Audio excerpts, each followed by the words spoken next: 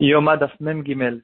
Bonjour, dans notre Daf et dans le Daf précédent, on va voir beaucoup d'halachot qui concernent la parade ou malavashrut qu'on utilise pour rendre les gens purs quand ils sont devenus impurs à cause d'un mort. Et on va voir, et on va essayer de résumer en fait toutes les halachot comme elles ressortent dans le Rambam.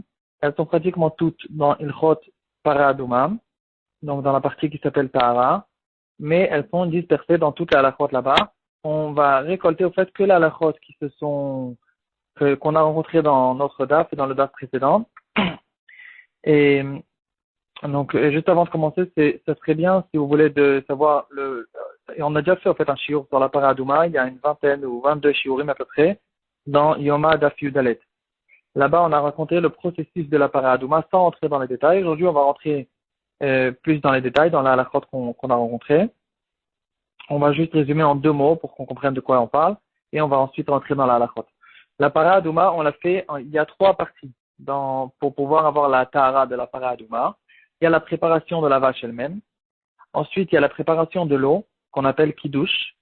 Et ensuite, il y a l'aspersion qu'on va asperger sur la personne de ce mélange entre la cendre de la paradouma et l'eau. Donc, on va prendre la paradouma, une vache qui est complètement rousse. On va l'amener à un certain endroit, on va la brûler. Dans le feu, on va jeter aussi un bois de cèdre, un morceau de cèdre, un ver de terre et un ruban rouge. Et ensuite, quand elle sera complètement brûlée, on va prendre cette cendre, on va la mettre dans de l'eau qu'on a puisée, de l'eau spéciale qui est complètement tahor. Et ce mélange-là, on va l'asperger sur la personne qui est devenue tamée au 3e jour et au 7e jour, et c'est qu'à ce moment-là où il sera tahor. Alors, dans la halachot qu'on va voir, dans la première halakha qu'on rencontre dans notre Gemara, c'est dans le daf précédent, on va retrouver cette halakha dans Perek Gimel halakha bien sûr, de Paradouma. Et on va voir à propos du ruban rouge qu'on jetait dans le feu. Donc, ce ruban, on va l'utiliser au fait pour attacher ensemble le bois de cèdre et la plante qui s'appelle ezov. On va les attacher les deux ensemble avec ce ruban rouge et on va le jeter dans la vache qui est en train de brûler.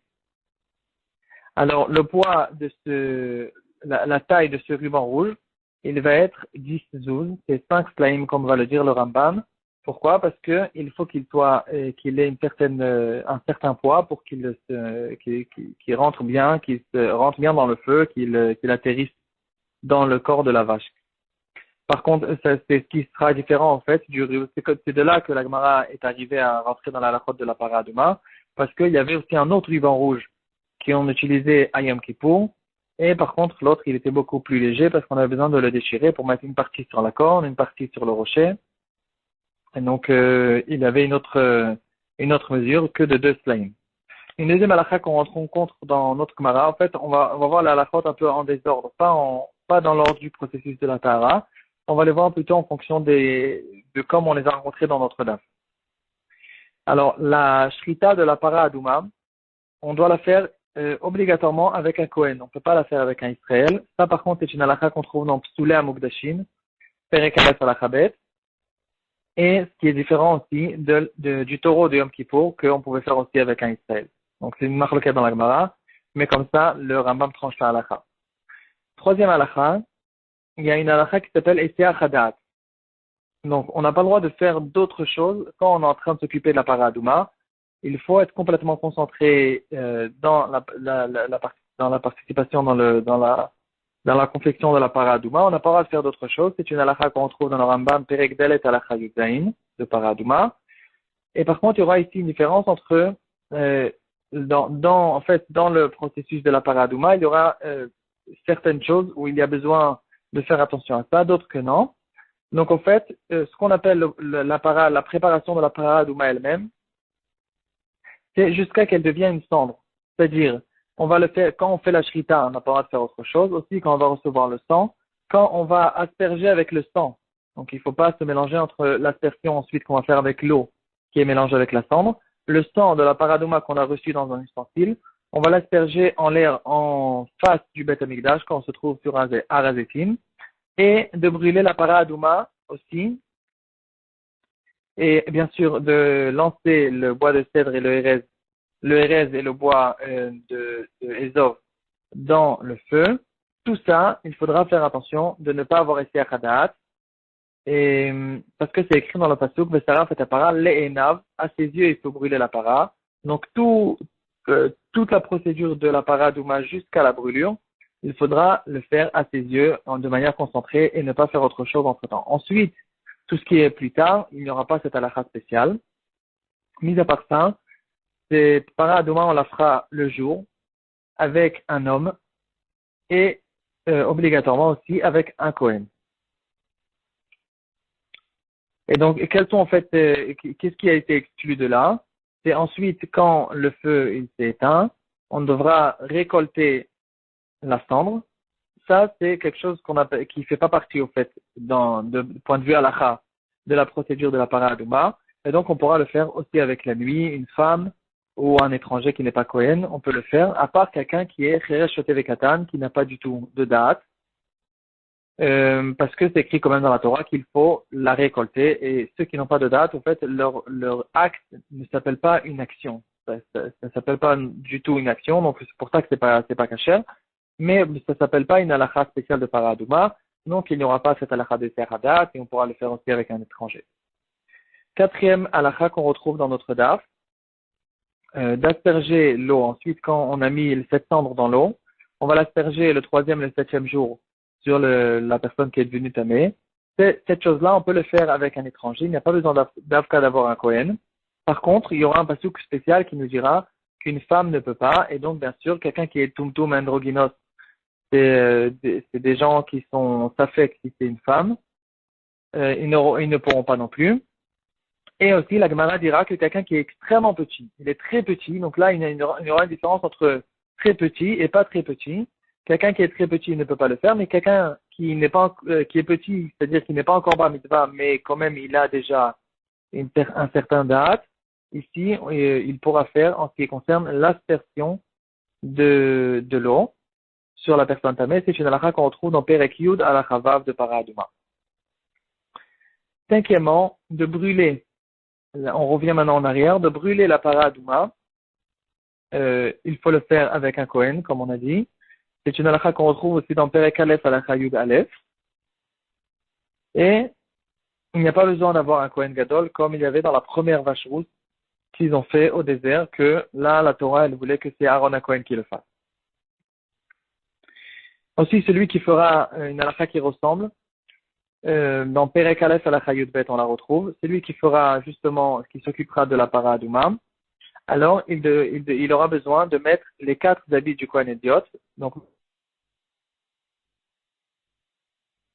et c'est que à ce moment-là où il pourra s'occuper de la para, lui faire la shrita, recevoir le sang, lancer dans le feu ce qu'il faut, etc. Une autre halakha qu'on retrouve dans Troumara, et on va la prendre du Rambam Perek Dalet halakha Bet, c'est que quand on sort, on revient encore en arrière maintenant, quand on sort la para adouma depuis le Beth Amikdash jusqu'à Aravetim, là on va la brûler. Alors il faut sortir une seule vache. Donc on n'a pas le droit de sortir avec elle une autre vache. Si par exemple elle n'est pas rouge, si ce n'est pas une vache rousse, bien sûr qu'on n'a pas le droit parce que les gens ils vont dire qu'on utilise celle-là pour la tahara alors qu'elle n'est pas rousse. Mais même si c'est une vache rousse, de peur que les gens disent qu'on fait 2 vaches en même temps, et il y a un pasteur qui nous dira qu'on ne fera pas 2 vaches en même temps. Donc, à cause de ça, on devra sortir une par une et pas 2 en même temps. Ensuite, quand on va remplir l'eau, on va puiser de l'eau avec des ustensiles spéciaux qui ne deviennent pas tmeim. Et dans cette eau-là, on va verser la cendre qu'on a récoltée de la vache. Alors, il y aura une halakha dans Perek Vav halakha Bet, que tout le monde peut le faire. Il n'y a pas besoin pour ça un Kohen, comme on a vu déjà, parce que ça s'appelle plus, dans la procédure principale de la paradouma, c'est tout ce qui concerne avant la cendre. Donc pour ça, il n'y aura pas besoin d'avoir un Kohen. Par contre, bien sûr, un Cheresh Katan, qui n'ont pas de date, ils ne pourront pas faire le verser. Donc ici, on parle de verser la cendre dans l'eau. On aura, eux, le Cheresh et le Katan, ils n'auront pas besoin de faire, mais il n'y a pas besoin non plus d'un Kohen. Donc, si en fait, on veut résumer. En ce qui concerne récolter la cendre ou bien verser la cendre dans l'eau, il n'y a pas besoin d'un Kohen. Par contre, la shrita, etc., tout ce qui est avant le feu, il y a besoin d'un Kohen. Et ensuite, En ce qui concerne d'asperger sur la personne tamée, il n'y aura pas besoin d'un Kohen. Par contre, là-bas, il y aura une halakha spéciale qu'une femme ne peut pas le faire. On va encore deux halakhot, on va finir. Une halakha qu'on retrouve dans Perek Yud halakha Aleph, toujours de Para Aduma, bien sûr. Il faut, on peut faire avec deux personnes. C'est-à-dire, il n'y a pas besoin que c'est le même Kohen qui a versé la cendre dans l'eau. Et c'est lui, il n'y a pas besoin que c'est pas forcément un Cohen, je me suis trompé. Il n'y a pas besoin que la même personne qui a versé la cendre dans l'eau, c'est lui ensuite qui va asperger sur les Bnei Israël qui sont devenus tamés. Comme il est écrit dans la Passouk de la Crou, on peut faire avec deux personnes. D'ailleurs, c'est ce qu'on faisait tout le temps, bien sûr, parce que la préparation de la paradouma, ça demandait beaucoup de travail et toute une histoire. Il le faisait qu'une fois par génération. Et puis ensuite, apparemment, il a distribué dans tout Israël. Il y avait des, des stations de Tahara pour tous ceux qui allaient monter au Beth Amikdash en chemin. Et par exemple, si quelqu'un il habitait à Tzfat, donc il prenait au moins une semaine pour arriver avant le Régel. Donc en chemin déjà, il s'occupait de sa Tahara. Il n'attendait pas forcément d'arriver à Yerushalayim pour devenir Tahor en dernière minute. Déjà à Tzfat, il faisait sa Tahara du troisième jour. Et ensuite, quand il descendait plus bas, il se retrouvait par exemple, disons, à Bnei Brak, alors il y avait une deuxième station de Tahara où il faisait sa Tahara le septième jour pour arriver le lendemain déjà à Yerushalayim quand il était à Or. Donc en fait, ceux qui faisaient l'aspersion, c'était des gens qui étaient dispersés dans tout Israël. Donc bien sûr, il n'y avait pas besoin de la même personne. Une dernière lacha, un tvulium, il est kasher, c'est-à-dire quelqu'un qui est déjà, par exemple quelqu'un qui a touché un insecte, un des 8 insectes tmeim, alors il doit rentrer au mikvé et c'est que quand la nuit va tomber qu'il sera tahor complètement. Avant que la nuit tombe, il n'est pas tahor complètement, il y a beaucoup de choses qu'il n'a pas le droit de faire. Par contre, en ce qui concerne la paradouma, il a le droit de s'occuper de la paradouma, il a le droit aussi de verser la cendre ou d'asperger sur les gens.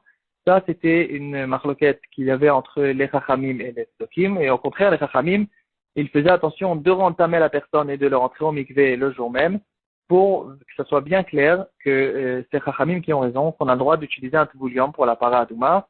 Ça, c'est une halakha qu'on retrouve dans Perek Aleph, halakha Yud Gimel. Voilà, donc on a vu un tout petit peu la halakhot, et on peut maintenant aussi dire ce que la Gemara elle va dire à la fin, qu'après qu'on a étudié la halakhot de paradouma, on n'a même pas touché, on n'a même pas gratté, la Gemara elle va donner un machal comme un renard qui marche dans un champ. Alors il a pris avec lui sur ses pieds, sur ses pattes, il a pris un tout petit peu de terre et c'est comme ça que nous on essaie de gratter un tout petit peu la halachot par-ci par-là et de comprendre au moins que la Torah elle est beaucoup plus grande, beaucoup plus profonde.